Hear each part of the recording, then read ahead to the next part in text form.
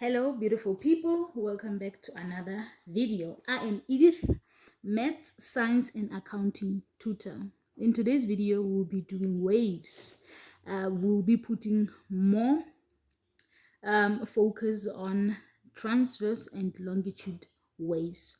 I will cover sound in the next video. Make sure that you tune in.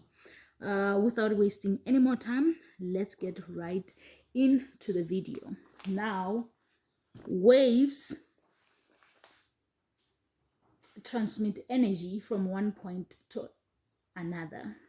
They go into a pattern which transmit or carry. Transmit is also carrying energy. So waves carry energy from one point to the other, and waves can be broken down into mechanical wave and electromagnetic wave.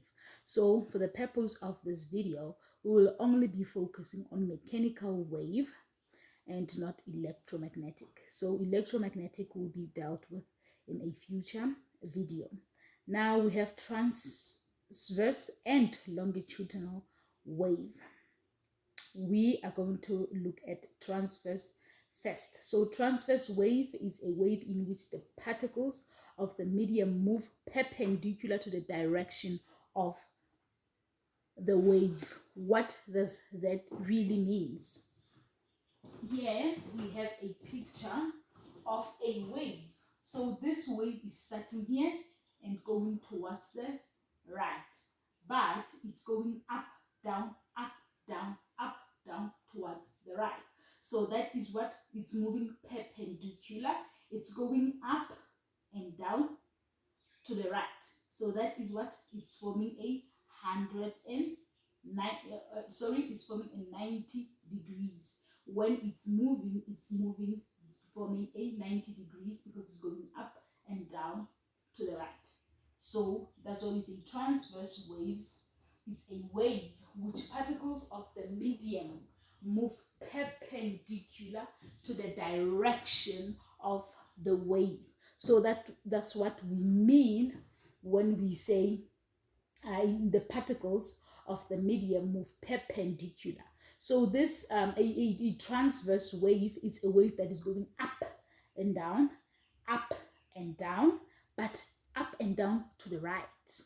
So it's moving at a 90 degrees. Anything that is perpendicular means 90 degrees. So we also have something that we call, on that wave, we have a length wavelength, amplitude, crest, which is the peak, and trough. And we also have one complete cycle or direction of the wave. So the direction will be indicated by that straight line where the direction will be heading to, and in this instant it's going to the right. So the wavelength, it's 2 points of the waves that are the same. So we have the wavelength can be between this point and this point. It can never between this one to this one. So here to here is a wavelength, and from here to here we'll have a different wavelength. Or the wavelength can be here to here. This can be a wavelength. It has to be 2 points which are exactly the same. The height of the waves is exactly the same. So at the top here we have the peak, which is the crest, and now the distance between different waves. This is a wave, this is another wave, this is another wave, and this is another wave. So the distance between the wave is here, is the amplitude. So down here we have the trough, which is the lowest point of the wave. And then we have from here the wave going up and the wave going down.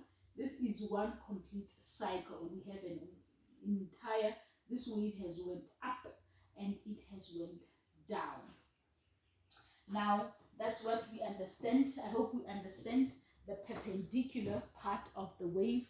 Now what we can also discuss is a transverse pulse Firstly, we have to know what is a pulse.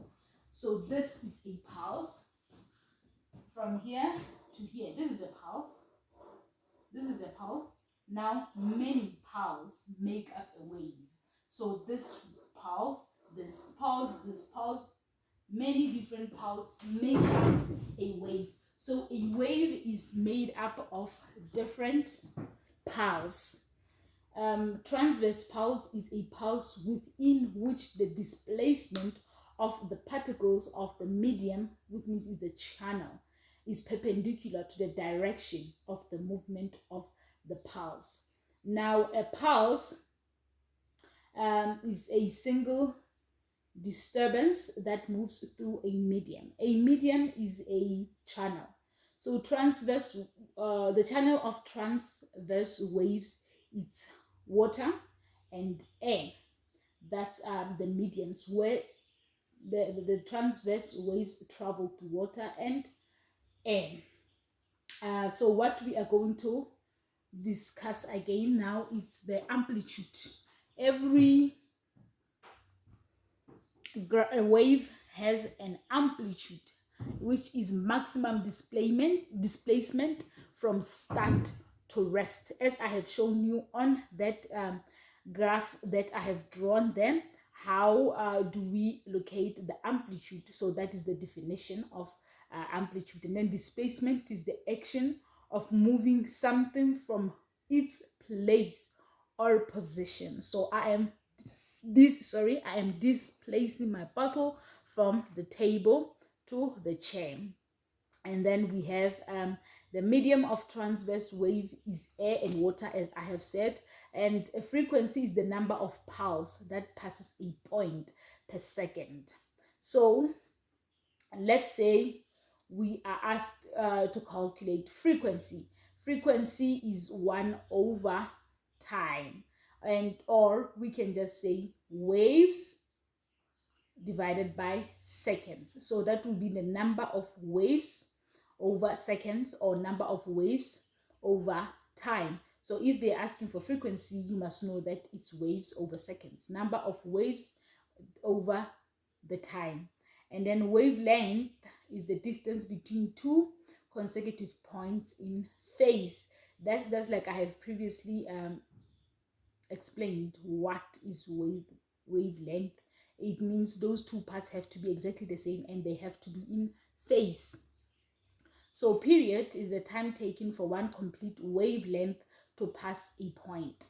So we calculate the period by, say, seconds over waves. So period and frequency are opposites, as you can see. And then we have frequency is 1 over time, and then time is 1 over frequency. So when you know how to calculate your frequency, then you'll be able to handle these calculations. And then we have wave speed, where we calculate V. That formula V equals to D over change in time. That will be when we want to know the wave speed. So we have the distance and we have the time. Now we want to know the speed in which this wave is traveling in with this distance and time. And then we have a wavelength that is represented by that unusual character, which is like a T that is slightly bending downwards, or that's going on a slope. But yeah, that is what we use to represent wavelength when we calculating speed. So speed is measured in meters per second. And then yeah, frequency is measured in units per hertz and hertz. No, the units that I used to measure frequency is hertz. So let's just try to calculate, learn how to calculate period and frequency.